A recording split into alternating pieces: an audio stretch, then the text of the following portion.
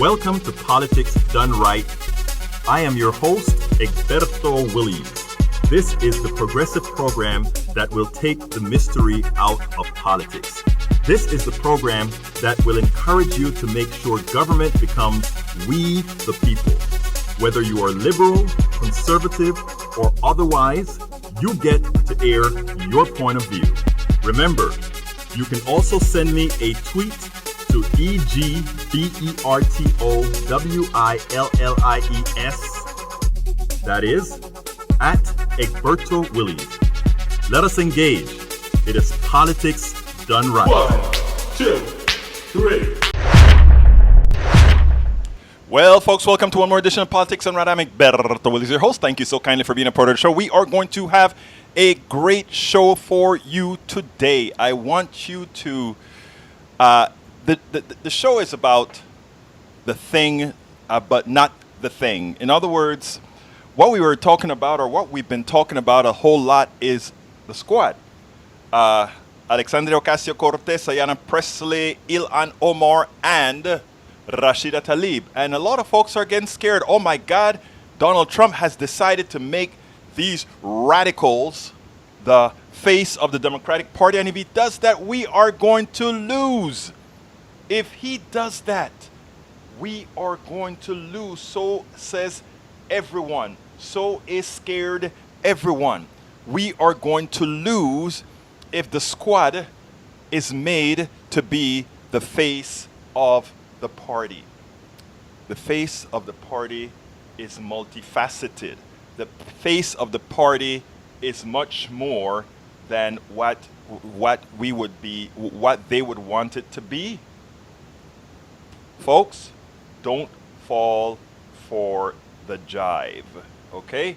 And also, most importantly, well, let's get the show started. Let me go ahead and start the show with the title, and then we can move on from there. The title of the show today is it time for the Working Families Caucus in Congress led by the squad? And you'll see where I'm going in a minute. Subtitle: the squad is not comprised of left-wing ideologues. They support values that working families want and need. It is time for Democrats to stand up. And here's the body of our show today. The squad must change the paradigm and take control of their narrative. Let's be clear. The squad, Alexandria Ocasio-Cortez, Ayanna Pressley, Ilhan Omar, and Rashida Tlaib, are not left-wing radicals. They're not.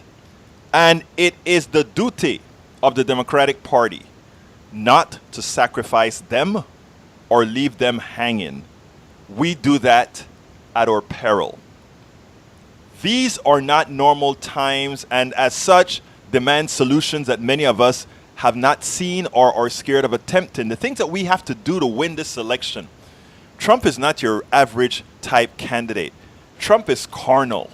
Trump doesn't care. Trump is in your face.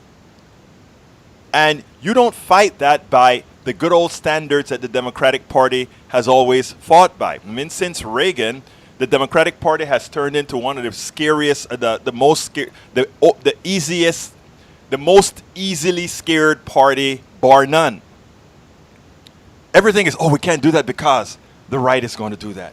Oh, we can't do that because they're going to react this way. Oh, we can't do that because whatever happened to, you can do that because it's the right thing, and when people see you doing the right thing, that's what they vote for. If they show that you have conviction, if you show that you have conviction for doing what's right. So, I mean, we can't be cowered into being right. We can't be cowered in as we're right. Why cower? We are right. Why play into the hands of Donald Trump after he has decimated the middle class, after he has failed to deliver on everything but the Supreme Court and a few other things to his people? Things that don't put bread and butter on their tables, doesn't put dinner on their tables. We have to be bold and point the right things out. So I'm going to have, after I go through the blog of the week, which isn't mine, it's by Dr. Anand Bhatt. I want to read his blog because I found I really liked his blog. This is a young man in his 30s, a millennial, and This is the largest voting bloc if they vote. So we should be uplifting these young people. We ought to be uplifting these young people because these are the ones that are going to be voting going forward if they have a reason to vote. But if they don't have a reason to vote and they allow these corrupt politicians and the corrupt generation to destroy what's left of America, we won't have the millennials to protect or to keep those elderly folk who will be elderly by then to support us. To have a society where things really, really, really work. So, these are not normal times and as such demand solutions that many of us have not seen or are scared of attempting. I received the following Facebook message from a dear friend. She said, Egberto, I know you're savvy enough to see what this is. It's just the next step in the GOP attempt to paint the party as extremists and socialists. It started with their obsession with AOC. She is topic 1 on Fox and has been since before she took office. They aren't talking about her to help us. Come on, don't play into their hands. My friend is absolutely right. But they decided to hold on to AOC. We have two choices. We can either run from AOC and say AOC doesn't represent our values. AOC is out there on her own. Don't think about AOC. Democrats, please don't think about AOC. Hey, Republicans that we're begging or hoping would vote for us, don't think about AOC. That's not us. Please, please, please, that's not us. I replied as follows. I get it. I have not bought into it at all. I know, but they have defined the narrative for these ladies, meaning the 4 ladies I just named, the squad. In my humble opinion, if we do not answer with the truth and then pivot to jobs, they will hold that card throughout. I want us to define it as Democrats. I will cover this. Well, I'm saying I'm covering it today. I'll cover it today. We leave these guys stranded, meaning we leave Ocasio-Cortez and the other Ilhan Omar and the rest stranded. Then we will get a dangerous split because they have a strong following.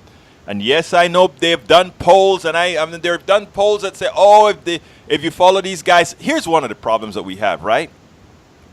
We have allowed the right to beat up on AOC. We have allowed everybody to beat up on AOC and all the rest. And to some extent, even our own, the condescension with which Nancy Pelosi treats those 4 women is not the right thing to do. First of all, because I would ask any one of you who are listening to me, specifically I know it will be the baby boomers and the older Gen Xers, please tell me one of AOC's policies, one of Ilhan Omar's policies, one of Rashida Tlaib's policies, one of Ayanna Pressley's policies that you do not support. I want you to tell me what policies specifically of these women you do not support. Because what you're going to find next is we have allowed these guys to caricature and make the face of our party for women and implicitly pasted on those women somehow that they are out of the mainstream. So again, I ask you to go ahead and think, please think, what policies specifically of these women is it that we as Democrats do not support? And it's an important question. And the reason I'm asking that question is simple.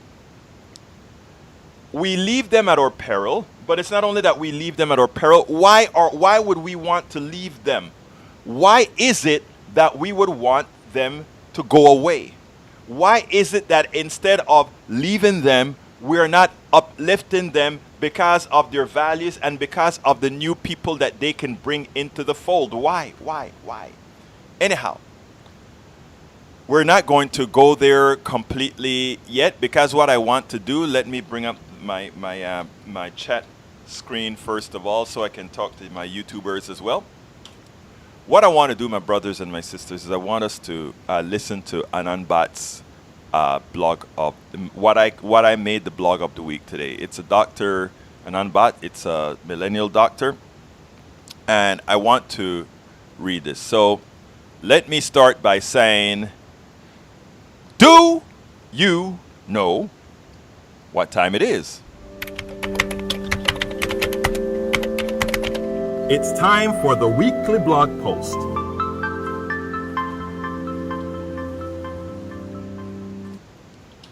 Okay, the title of the blog post is pretty... I changed Anan's title when I placed it on my blog. So the title that I gave it was Trump's Tweets on the Squad Comes to the Democratic Party's Temporary Rescue.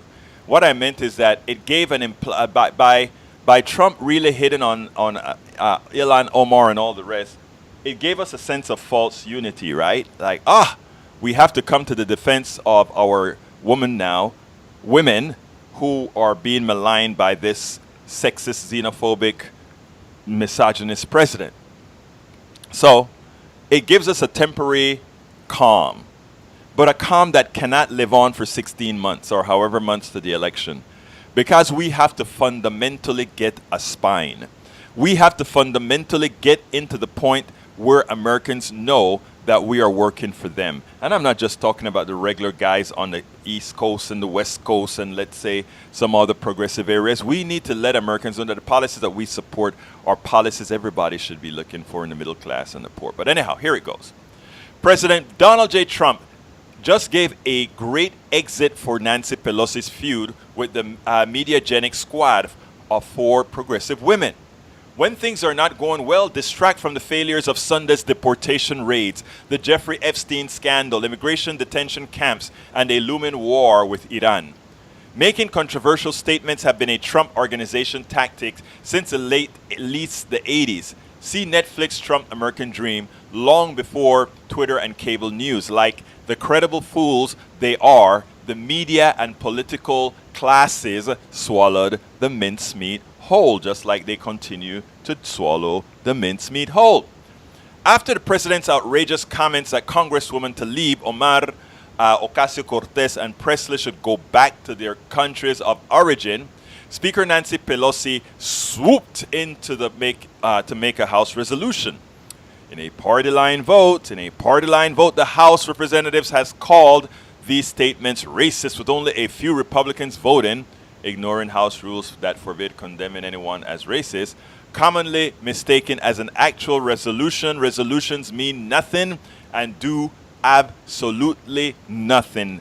Hacen nada más nada. Nada. Sirven para nada. I call it a congressional tweet with a roll call vote, says Anan Bat.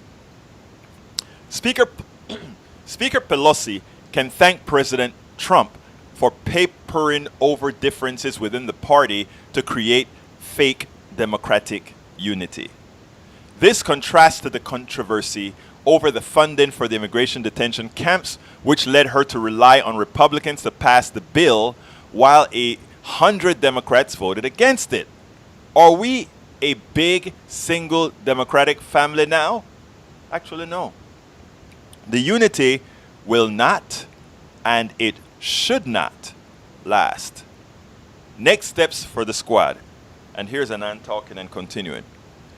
In my last post, in Anan's last post that is, I wrote that the controversy has nothing to do with the squad being women of color, and if anything, that bought them a few months of relief before the DNC establishment went on the offensive. In other words, check out Anan's statement.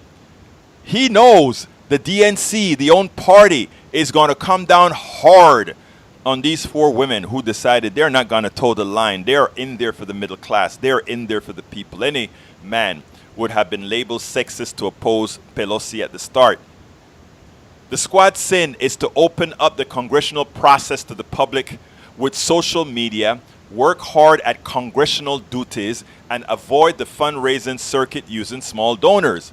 Others may have been doing similar things for longer, but somehow these four deservedly or undeservedly got all the credit and attention. In other words, while most of your Congress people are on the phone 4 hours a day or more, calling donors, please give me to support the campaign, they have no choice, they have to do it. But Ilhan Omar, Alexandria Ocasio-Cortez, they are social, they've changed the paradigm. They showed we don't have to do that. We can be of the people, have the people support us, and we don't have to go on those kind of fundraising things, and we can serve the people. Okay? We can serve the people. The squad has to move to institutionalize their role in the party, however. They can create a sort of left-wing freedom caucus, the way that the Tea Party did in Congress. Call it the Justice Democrats or the Working Families Caucus, for example. It cannot be the Progressive Caucus because it already exists and has rolled over many, many times when centrist Democratic leadership told it to shut up. The caucus needs inclusion and exclusion criteria to join: no corporate money, no super PACs, transparent and accessible voting records online, commitment to Medicare for all, and commitment to reform and democratize the Democratic Party and its institutions. I would even suggest, this is a non-talking, I would even suggest a refusal to take campaign money from the Democratic National Committee and the Democratic Congressional Committee to show their complete independence from the party structure and its corrupt fundraising. Parallel fundraising and campaigning apparatus have to be developed with grassroots money. New insurgent candidates have no support currently, as the Democratic Party has resolved to cut contracts to any election consulting firm that supports a primary challenger to prevent any new Ocasio-Cortez from being elected. I want to remind you what Anand Bat is talking about. A few months ago, the Democratic Party said any organization that supports, in other words, any vendor that supports a Democrat who is running against an incumbent Democrat will lose its funding from the Democratic Party. In other words, they're not allowing democracy to reign. If there's a Democrat in that house, whether he's serving his constituency as he should or she should or not, they cannot be primaried, and any organization that supports their primary will be cut away from any monies from the Democratic Party. Wow. I actually think that's a good thing, right? Because now it means that those people who are going to challenge incumbents and ultimately win, they owe their allegiance to no one but their district. They owe their allegiance to no one but the people who sent them there. So I don't think that's a bad thing. And I blogged about that when it occurred as it being a bad thing. And as time went on, I said, you know what, though? For those challengers who win, great power to them, because what it means now is that they owe their allegiance to no one. Members of Congress who join the caucus who do not follow the rules should be able to be expelled to promote loyalty to the cause and not just branding. In other words, we don't want plaything family values. I mean, people who says, "Oh, I'm for the Family Values Caucus," or the what did we call the caucus? The Democratic come on, help me out here. Help me out. The Family Caucus, okay? Working Families Caucus. Anyhow, continuing, the caucus can be used to develop a coherent worldview that will allow voters to vote the kind of policies they want.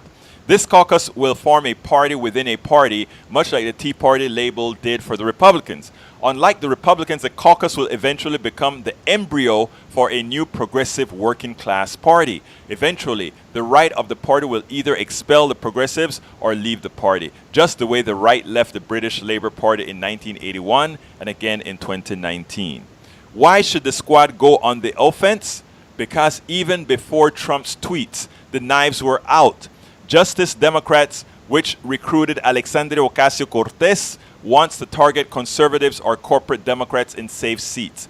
AOC's chief of staff, Saikat Chakrabarti, was part of this and is being smeared for wearing a shirt of Indian independence hero Subhash Chandra boast, a smear so transparent, it's transparently idiotic, I really, Ananbat, really not even dignifying to repeat it.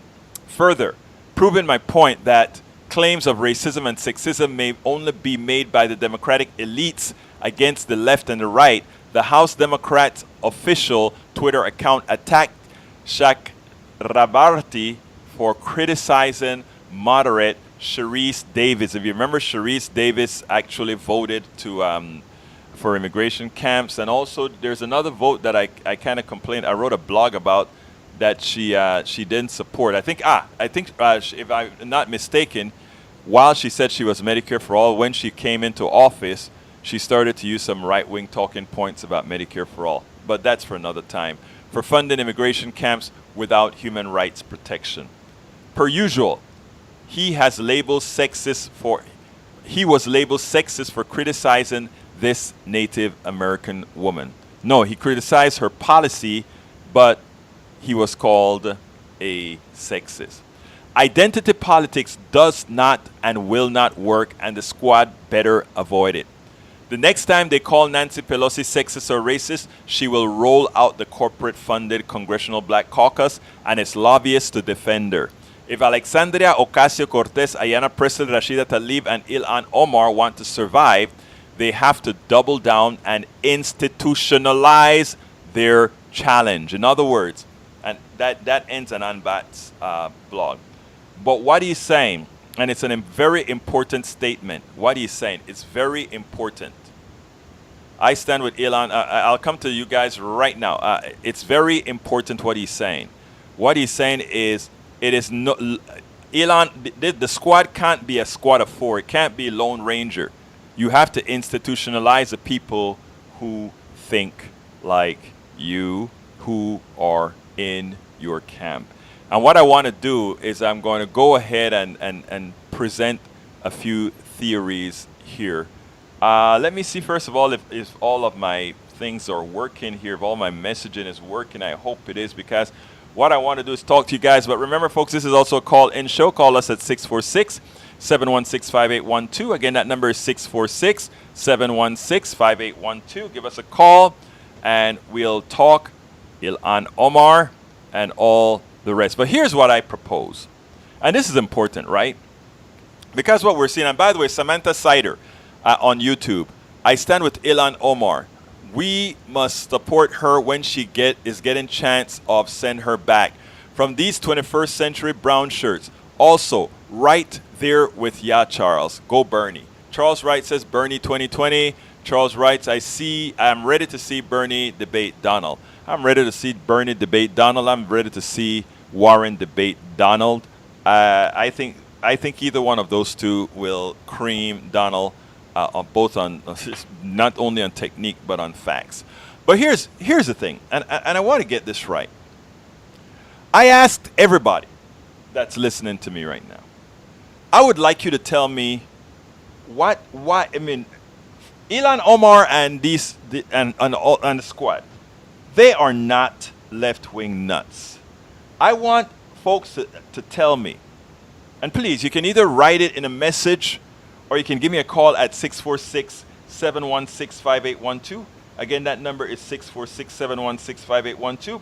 Please explain to me why we have allowed AOC and these others to be characterized as being some sort of radicals. I want to know what policy, I want to know what policy of theirs can we consider left-wing or somehow policies that are not supported by the American people. Because like I've mentioned many times before, right? Americans, if you ask them the policies that they want, it turns out that it lines up perfectly with the things that Ocasio-Cortez and all the other, and Ocasio-Cortez is not saying anything different than Warren or Bernie Sanders. These are policies that we need. These are policies that Americans support. So why are we running away from these guys? You see, that's what they use against us, right? They know that they can knock us out one at a time. They make Ilhan Omar the poster girl, poster woman, and we drop her like a pancake because we're scared to be associated with what the perception is of Ilhan Omar. AOC, they start to really hit her like they're knocking her on Fox, and hold on, we run away from her. Forget that these people are more prepared when they go to meetings. Forget that these people understand policy much more than many of the old timers that are there, because you know what? They spend their time reading, learning, and making sure they're prepared.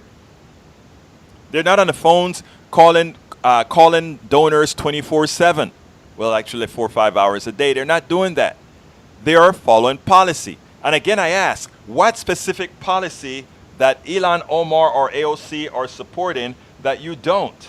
Please tell me, because I think it is imperative that we start to get frank. Look, here's what I want these guys to do.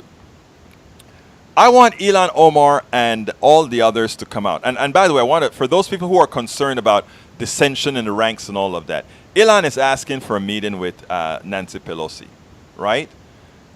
She wants a meeting with Nancy Pelosi, I guess, to see what kind of a ground they can come down on. But the truth of the matter is, you know, the maligning that Nancy did by, you know, dismissing these 4 millennials, or millennial-like young people, the way she dismissed them was disrespectful. Completely disrespectful. These folks are representing the folks in their districts who want these policies. Moreover, most Americans want these policies. So why this? I'm going to stop my soapbox for a minute and go ahead and take the call, and then I'll come back to the soapbox. But come on in, caller. Berto! Hey, Johnny, talk to me. Berto. Yes. It's Johnny. You know, I love the squad, and I really feel like the problem that they're running into is what they represent. Yes. And what they represent, in my mind, is that thing that unfortunately white America is so afraid of. That browning of America. The idea that white Americans are going to lose control of this country.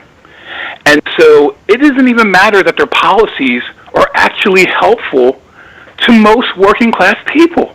The stuff that they're espousing, like, for example, I really loved AOC standing up to Amazon and telling them, if you come to New York and utilize the public school system that created these wonderful people to work for here and give you this great workforce, and you come here to use that, you're going to pay taxes. You bet. And of course, Amazon said, oh, no, we're not going to do that. But guess what? Quietly, it was just announced like 2 weeks ago that Amazon's coming to New York. Yeah. No deal in place. They're going to pay taxes like everybody else. Right. But does she get credit for that? You know, there's an article does that came out that AOC said, get credit? No, but there is an article, I think it was at Common Dreams or the other one, that came out and said, okay, yes, I guess AOC was right all along. I mean, the truth of the matter is that, you know, all of them are, you know, but here's the interesting thing, Johnny. I want to kind of go a little bit slanted a bit from what you're saying. Many Americans are concerned about the browning of America. That is true, okay? And that is an irrational concern, because it really shouldn't be a concern. But when it comes to Nancy Pelosi, and when it comes to the plutocracy, that is not their concern. Remember, by the time you get into the plutocracy, it doesn't matter if you're black, white, blue, or green. Or rather, black, white, blue, or yellow, or whatever the hell. All that matters is money. And what they see in AOC, what they see in Ilhan Omar, or politicians who are going to tell folks as it is. In other words, why is it that Exxon is on public lands digging for oil, and most of that profit on the oil that belongs to us all goes to a few shareholders? You know, they're going to tell you that straight up. Now, you get most... Well, you know, and it's... Go ahead.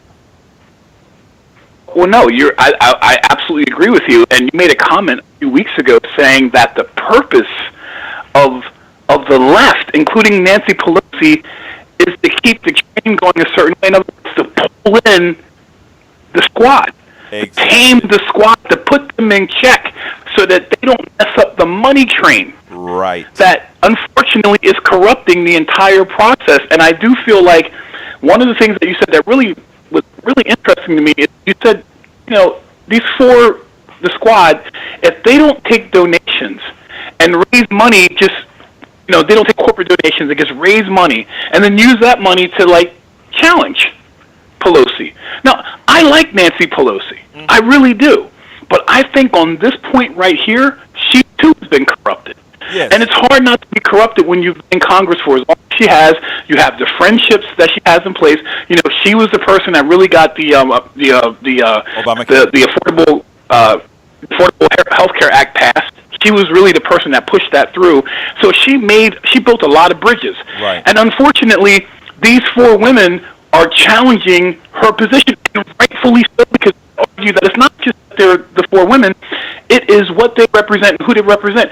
They're supposed to be up there doing this. That's what we sent them to do. We sent this Congress into office to challenge Donald Trump's white supremacist construct. Johnny, I want to hit up something because I want to tag on to something that you said because it's important.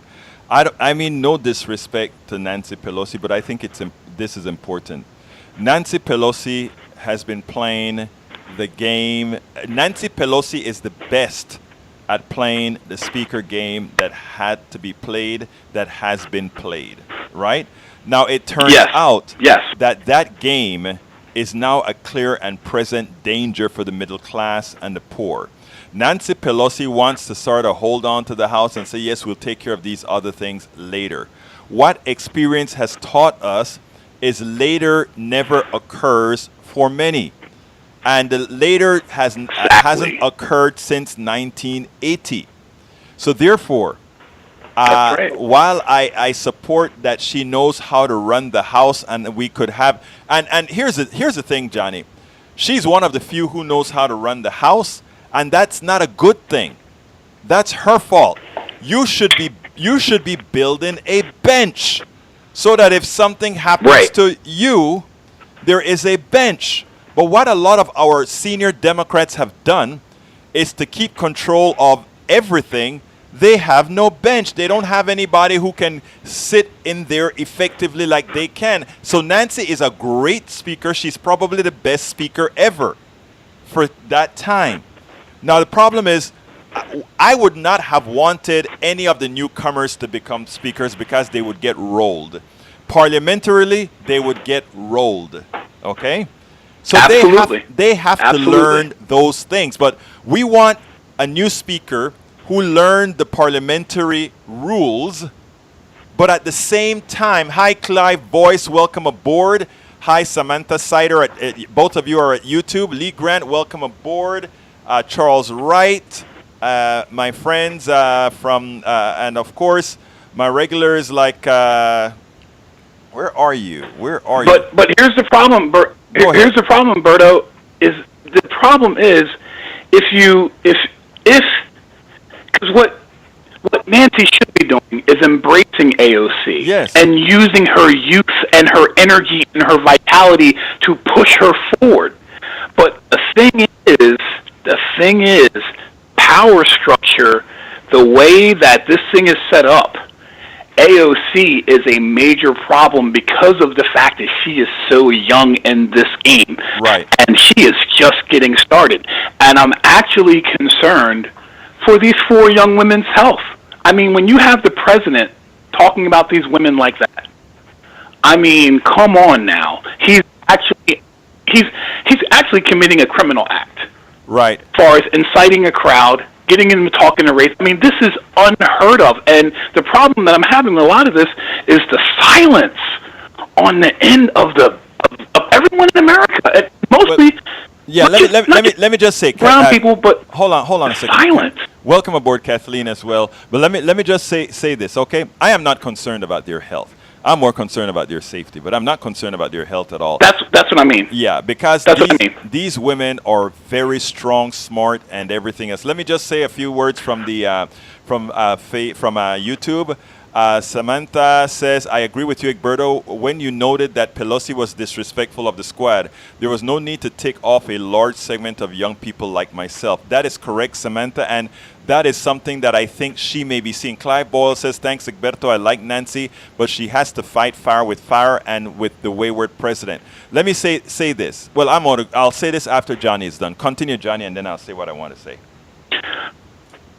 And then ultimately, what I'm seeing here is, I feel like Nancy is in a very challenging situation because, again, it becomes that old versus new thing. Right. The new, younger people, it's a new world now. They have to be invigorated. Right. I feel like Nancy's done the Democrats a disservice.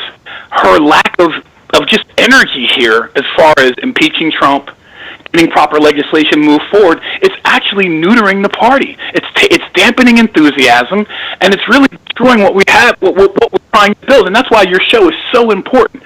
I'm so glad you have this show available, and you're doing a great job. And I just want to say, keep it up. And, you know, Nancy's got to do a better job. I appreciate it. But at the end of the day, we also... You have to remember that the rails still apply, the left rail and the right rail. Nancy will continue to guard the left rail. Because as it turns out, don't let anybody fool you. The two establishments are wards of our plutocracy. Okay? Yes, there are some extremes on both sides when it comes to, let's say, the what's the name of the brothers? The Koch brothers, etc. that are very ideological. But most of the plutocracy isn't really all that ideological. Well, they are ideological. They're ideological in that they don't want taxes. They don't want regulations. That's their ideology. That's the ideology of most corporations. Okay, and that is what we have to take it note. Nancy Pelosi is there to guard the left flank, and the guys on the right are there to guard the right flank. AOC and those guys. And one more thing. Yeah, go ahead. One more thing. Where's Obama? Where's Obama? How come he's not saying something? I mean, he has the power of the ex-presidency. I know traditionally they stay quiet, but you know what? He listen, I feel like at this point, all this silence across the board is complicity. Actually, you have to remember that Obama was a community organizer, came into the presidency, and became a soft neoliberal. Okay? So Obama doesn't have a moderate Republican. Right. So I mean, Obama is not going to come in here and get into the fold with, let's say, the AOC or whatever, because Obama used to be what AOC was, okay, or what AOC is. One more thing, though. You mentioned something a little while ago. Remember when Obama was first elected, he used the grassroots cyber campaign that was dismantled. How come Pelosi and the people running aren't trying to reactivate that? They don't want to. That was so powerful. You have to understand, and that's what I try to explain to folks, okay? They do not want the grassroots movement in power or being the thing that moves them. They just need enough to not have Trump, lest they prefer to have Trump. They would much prefer a Trump over a Warren, a Trump over a Bernie, a Trump over many of these. I believe that. And no, but I'm saying I believe that. It's not at all difficult to figure that out, because there are if they didn't do, there are a lot of, Trump should have been out already. Okay, the truth of the matter is there's enough to have gotten rid of Trump, if even just an impeachment. And I mean, it wasn't going to go through the Senate, but we have to realize the game that is being played. You have to realize the game that is being played. And what I'm saying is, that's Thank you, Berto. Thank you. I liked what Anand Bhatt said. Are you leaving? Yes. Okay. Look, thank you so kindly for being here, Johnny. As usual, your commentary is important to us all, brother. Thank you. Have a great day, and you're spot on. Keep on doing what you're doing, brother. Take care, brother. Okay, folks, let me tell you. It is important for us to understand, right? There is a machine out there whose intent is to tell you that somehow the policies that these women, let's say the squad, wants or are supporting, is somehow out of the mainstream. And we have a whole media that promotes that. And we have all this moneyed interest that promotes that, both on the left side, meaning the soft left, and the right, all the way up to the far right. So progressives, for all practical purposes, stand alone, because we have a far right that is completely confused, and we have a right that is a part of the plutocracy, the wards of the plutocracy, and we have the soft left that is a part of the plutocracy, and then, again, the progressives stand alone. So what are you to do? I think, for all those people who say, well, we have, they run away from Ilhan Omar, they run away from all these folks. As soon as Trump makes them a target, they run from them. Instead of leaning in to the policies that are going to help people, they run because they think, oh my God, this is going to be so difficult. Let me read some of what people have to say, then I'm going to tell you what I think the solution is. Samantha Sider says, or rather, Clive says, agreed, Nancy should have stood shoulder to shoulder with Al Green yesterday when he put out his impeachment Trump. Of course she should have. Really, Egberto? I don't know, man. Okay, I don't know what that is. The squad are awesome. I stand with Ilhan Omar. I do as well. Samantha says, that is very true about the mainstream media. They supported Bolsonaro over Fernando Haddad, which is true because it would support their financial interests. They will do the same if Bernie and Warren wins. So we have to understand what happens here. So let me tell you what really has to occur. We have to get out of our silos, right? First of all, I made a promise that I am not, the fight for me, the fight that I intend on waging continuously through giving everybody their voices and through my context and through what I'm going to do in the field is as follows. I am not going to not talk to the other side. I am not going to consider the Trumpists and all these folks, including those that seem to be very racist. I'm not going to consider them my enemies. Because I understand the cancer that's going through the country right now. And they don't have the power. Those simple racists that are running around that were at Trump's meeting yesterday, rah, rah, rah, kick them out. They don't have any power. They don't know what they're doing. They really don't. And we shouldn't have a hate for them. We should have compassion for them. And I know a lot of you are going to, but you know, they're really, I mean, look, there's this trend of thought that says, oh, if you do the studies, I mean, the elitists have come out and said, oh, the problem isn't a financial problem. It isn't an economic problem. These people are just racist. It's not an economic problem that caused them to vote for Trump. They're all in one. Slavery was an economic issue. Everything is economic. People give Bernie a hard time because Bernie turns every subject into an economic subject. So Bernie gets a hard time. You know, the elitist black folk says, oh, Bernie, every time you ask Bernie about a question about police brutality, he makes it an economic question or an economic issue. And he doesn't understand the real racial implications and all. Look, of course he does. I do.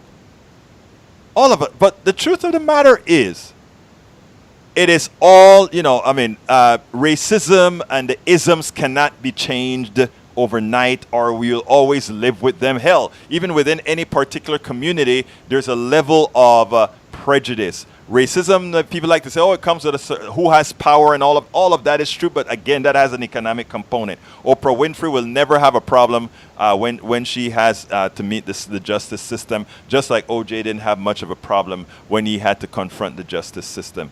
Economics is everything. Economics is everything. But anyhow, this is when I talk about solutions and what I think folks should do, right? I think Anand Bhatt in the blog of the week that I just read, okay, in that blog of the week that I just read, Anand Bhatt hit something very special. When Anand says we have that the squad has to institutionalize themselves, he's absolutely right. They need to have a recognizable posse, and that recognizable posse needs to leave the places they're from. In other words, Ilhan Omar, who is from Minnesota, Rashida Tlaib, who is from Michigan, Alexandria Ocasio-Cortez, who is from New York, Ayanna Pressley, who is from New York. They need to do a bus tour with a lot of other folks with them, a lot of other progressives with them. And they need to drive into Appalachia, and they're going to get jeers, and they're going to be organized jeers against them, because when they start doing what really needs to be done, in other words, they go into the middle of that hill country or that mountain country where there are those our Appalachian brothers and sisters, right? And this group goes in there and says, we are those progressives that you've been watching on Fox News. And let me tell you, they weren't telling you the truth about us. Listen to us and we want to listen to you. What do you want? Please tell me what you want, Appalachia. Let's talk. Then they go into the ghettos. I'm coming to you, telephone. You go into ghettos. This team of progressives. And they expand out there. We are here. And they have cameras all over. The private cameras like Politics Done Right will be there as well. Go into all these communities and get the media. A lot of the media are not going to cover you because at this point you're going to be doing something that nobody else is doing. But like we said, most Americans want the things that Alexandria Ocasio-Cortez, Ilhan Omar, Rashida Tlaib, and Ayanna Pressley want. That's what Americans want. Let's take it to them. Let's go to the places we never go. Let's go ahead and talk to them. Let's allow them to call us whatever dirty names they want to call us as we are trying to present ourselves to them. Because as it turns out, Fox News has had a whole lot of time to attack these people or to frame these people. It's going to take us some time to talk to them. Let's do it. Let me go to 734. Come on in, 734. Who do I have the honor of speaking with? Well, the author, obviously. Who am I talking to? Anand. Anand, talk to me, my brother. Talk to me. I was just looking at that article I linked to about the corporate funding of the CBC, and I noticed one of the people receiving the money from AT&T and Walmart was the congressman from St. Louis. And I think he has a primary challenger this year because some of my friends in Kansas City have active in the St. Louis politics as well. So I think a lot of this meltdown is related to the fact that the establishment's power comes from a lot of these safe seats that... Yes. Yeah. Yes. They have safe seats, and now people are challenging them, and that's why they're upset, you know? Yeah, before, Anand, I want to let people know who you are. Anand is Dr. Anand Bhatt. He's the blog of the week that I read today. He wrote it, and like, I don't know if you heard much of the show, Anand, but I mentioned that idea about forming by institutionalizing the squad, I think was, you hit the nail on the head there, and I don't know if you heard what I talk about. Now we got to get a bus full of progressives and go into the places that we never go. Yeah, that's true, and that needs to be done. I think the brand is toxic, and of the Democratic Party in many parts of the country, and it fairly or unfairly, and it has to be rescued in some sort of micro brand, I think, within the party.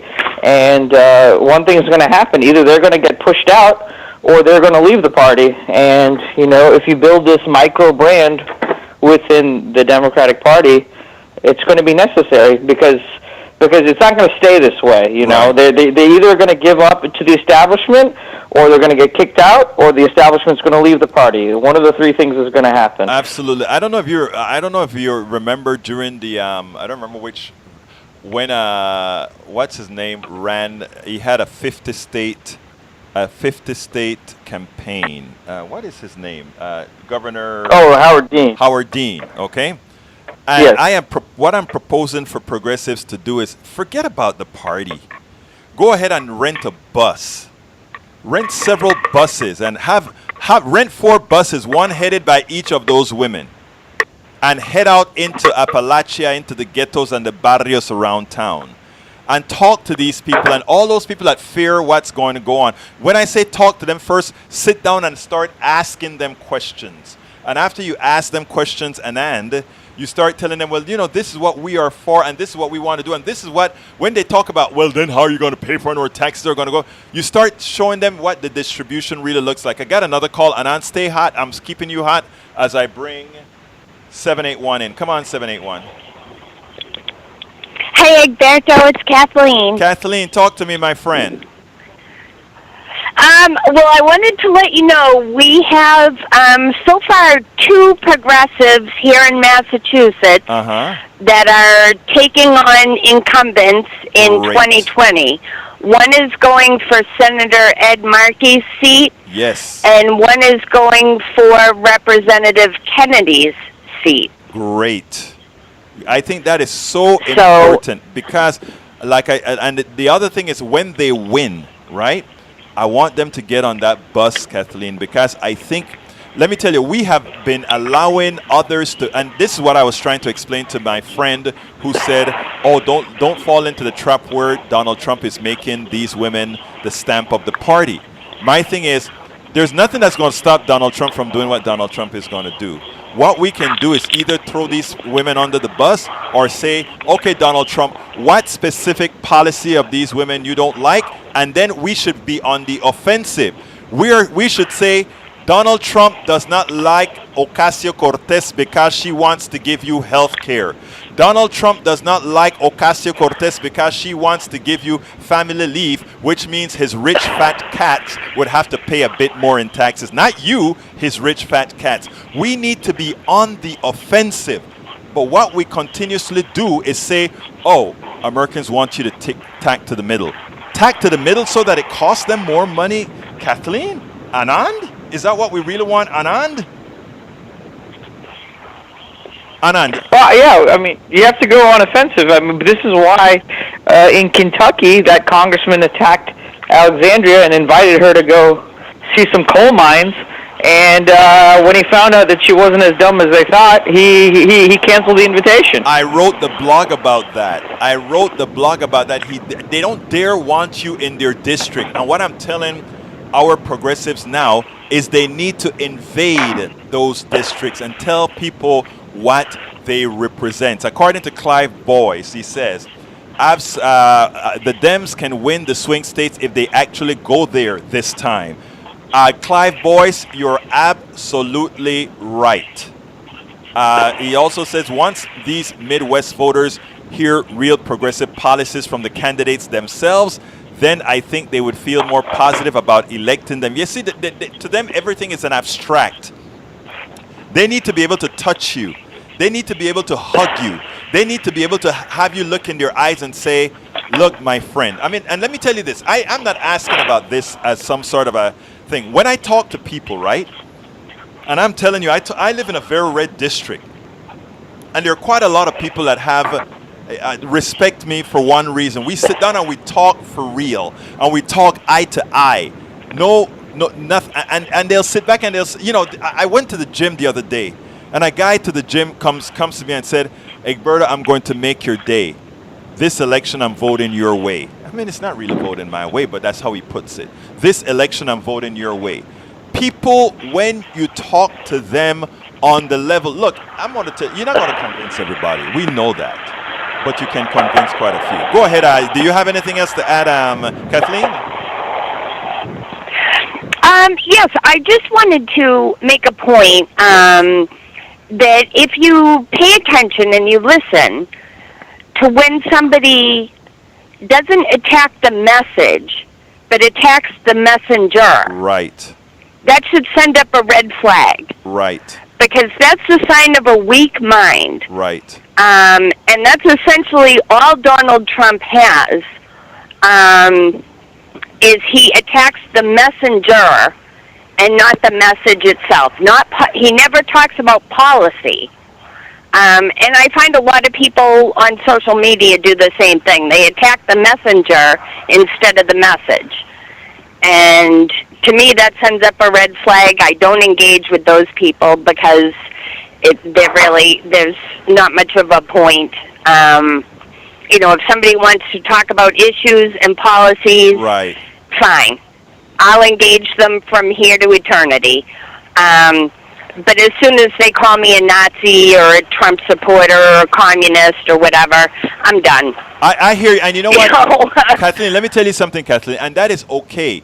Not everybody is willing to take the depraved words that come from a lot of these people, right? And that is fine. We can't ask everybody to do that. I am saying I can handle it. I mean, you've heard people come on this show and call me the N-word and just about anything. I don't care. right? So it is okay, but we're not asking everybody to do it, but what we are asking for everybody to do is engage. And if everybody engage, we win this thing. But we have to remember that some of the people who don't necessarily want us to engage as much as our own Democratic Party.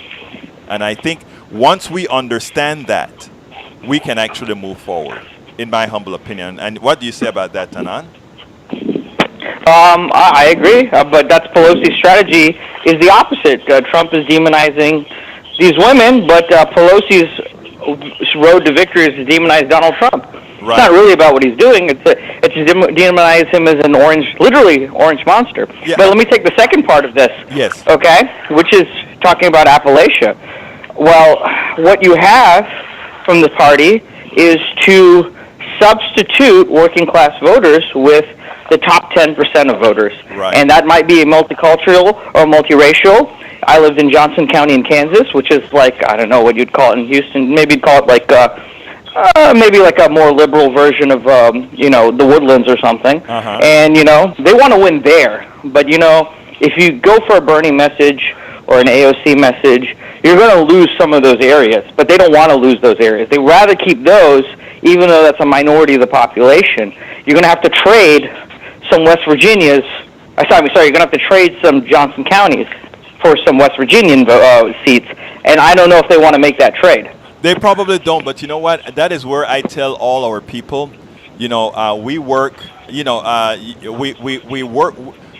are on the Democratic ballot by, we have to be, but we work independently to work to support the people. And I am talking about the people who we need to support. Look, I got to shut down the show. So thank you so kindly, Anand, for calling in. And thank you so kindly for that blog as well. I think I sent you a message saying, Anand, you hit the nail on the head with that one, brother. All right, thank you. Have a good one, okay? And all right, bye. Kathleen, thank you so kindly for calling in, my friend. Let me close this show up, okay? Okay, great show. Thanks, Egberto. Thank you so kindly. Folks, we are coming to the end of the show, and you know what I have to do, which I haven't done yet since we started, and that's to do a quick plug. Folks, we need your subscription. Please go to patreon.com/politicsdoneright. Again, that is patreon.com/politicsdoneright. Look, folks, I need a copywriter. I need a producer right now. 15 hours a week is going to kill me. So please go ahead and give us a call, or rather, support us by going to patreon.com/politicsdoneright. Here on the screen now are all the different methods that you can support us. You can go to patreon.com/politicsdoneright to get a very inexpensive subscription to the show, a subscription that we need hundreds of. You can also donate at politicsdoneright.com/donate.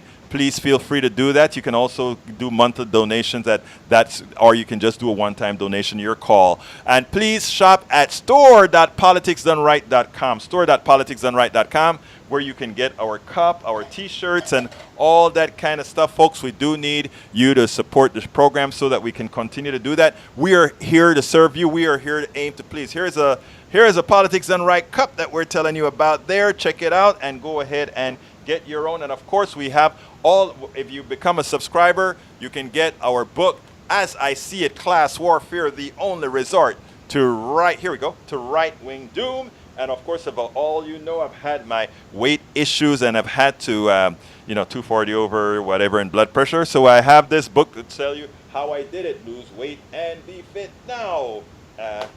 Don't follow the snake oil salesman. Save your life. And, all of this is to supplement the program. Everything that I sell, it's not that I'm a salesperson trying to sell. I'm trying to sell whatever I can sell to supplement this program so that we can survive and continue to do the program. All of you who subscribe to the program get to use read our books online. I'm currently writing How to Make America a Utopia, Take Away the Economy from Those Who Rigged It. I'm on chapter 4 still. And as I write a chapter, those chapters appear online for you to see. The other book, of course, is As I See It, Class Warfare, the Only Resort to Right-Wing Doom. That's already online. And the last book is Lose Weight and Be Fit Now. I lost a whole lot of weight, got my blood pressure down to normal. I cut all of my pills for blood pressure in half. Folks, like I tell you, we need your support to keep this going. It isn't cheap. It isn't... It's a whole lot of work. It's a passion that we know has to be done. Before I go, I just want to say something. We cannot give up. We cannot fall into the trap that Donald Trump has laid for us. My friend is right. If we just allow him to label these women and somehow then disappear, Trump wins. But we cannot have him label these women and us abandon these women. We have to lean in to these women. Alexandria Ocasio-Cortez, Ilhan Omar, Rashida Tlaib, and Ayanna Pressley. We have to lean into these women. Not only do we have to lean in, there's nothing that these women support that Democrats, real progressives, don't support. So why should we ever run from them? There's no reason to do so. What we have to do is be on the offensive. What we have to do is show these people that we believe and we will stand up for the things that we believe in because we know it is what's best for the American people, and they have told us what they want. So let's not cower. Let's not fall apart. Let's remember who we serve. Let's remember who we serve. My name is Egberto Willies. This is Politics Done Right, and you know how I end this, baby. I am what? Out.